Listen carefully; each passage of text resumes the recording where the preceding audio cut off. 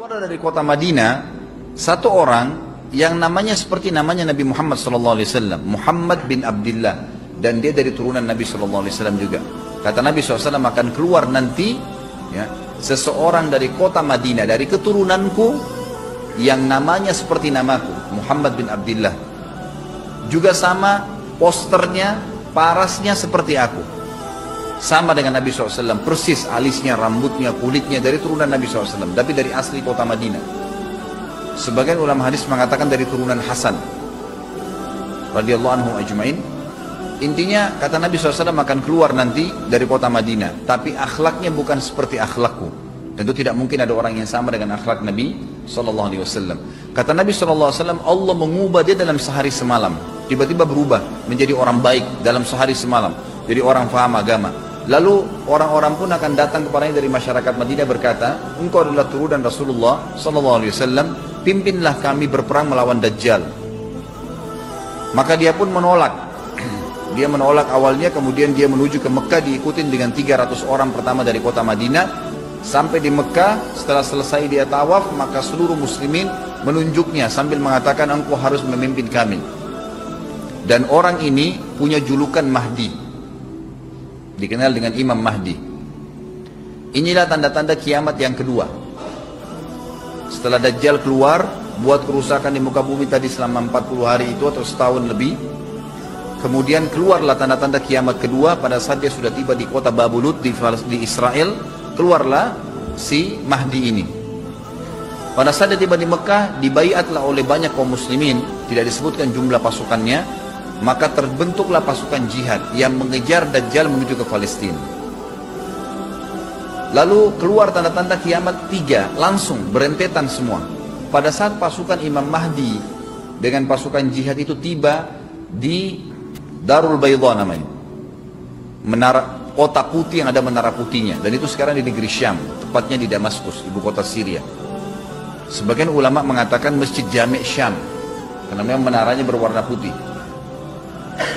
Hadis menyebutkan di menara itulah, di masjid itulah Imam Mahdi mampir sholat asar bersama pasukannya, dan sudah dekat.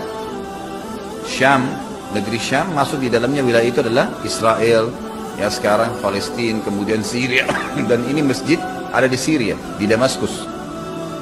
Pada saat itulah datang tanda-tanda kiamat besar yang ketiga, yaitu turunnya Nabi Isa alaihissalam.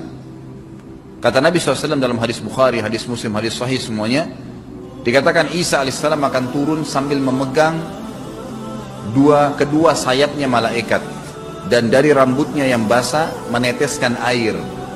Dan semua muslimin waktu itu menyaksikan, yang masih hidup zaman itu menyaksikan, dan ini wahyu, penyampaian, pasti terjadi.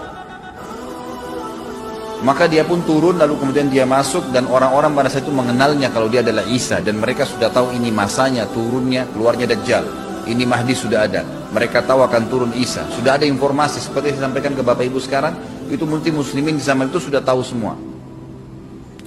Maka Isa pun alaihissalam waktu itu dipersilakan oleh Mahdi untuk jadi imam, maka dia pun mengatakan tidak, imam dari kalangan kalian.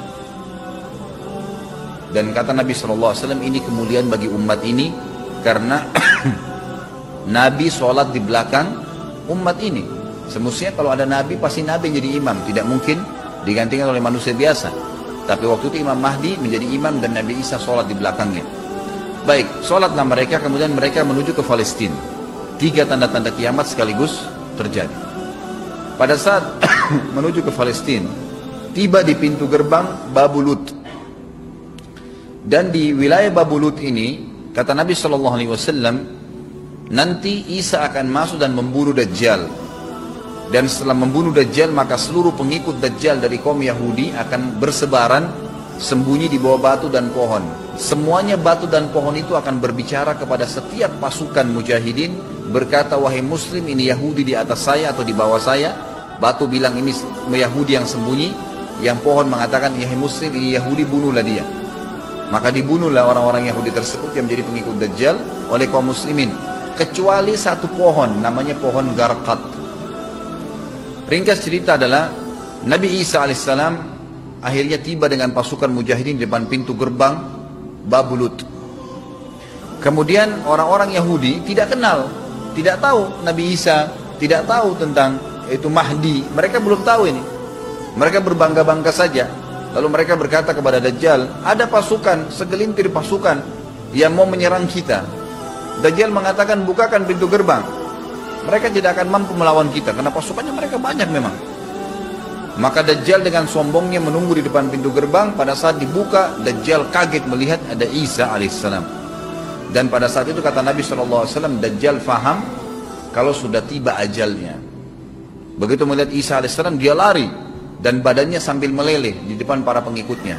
Lalu Isa alaihissalam mengejarnya, mengatakan, wahai musuh Allah, saatnya kau akan menemui ajalmu. Lalu ditusuklah dengan tombak emas di antara dua matanya, maksudnya di dahinya, ditusuk oleh Isa alaihissalam dan matilah Dajjal.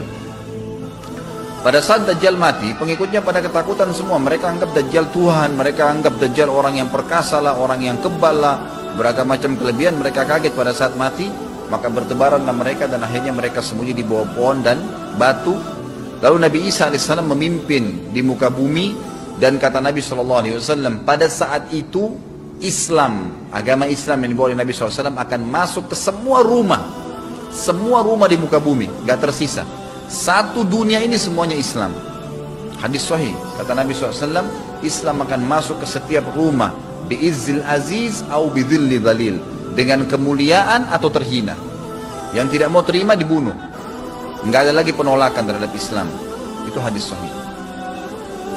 Maka Nabi Isa alaihissalam memimpin pada saat itu, disebutkan dalam hadis 40 tahun dengan ketenangan menerapkan hukum Islam. Kata Nabi SAW, bagaimana awal umat ini bisa sesat sementara aku yang pimpin, dan bagaimana akhir umat ini bisa sesat sementara yang pimpin mereka Isa dengan menjalankan hukum-hukumku.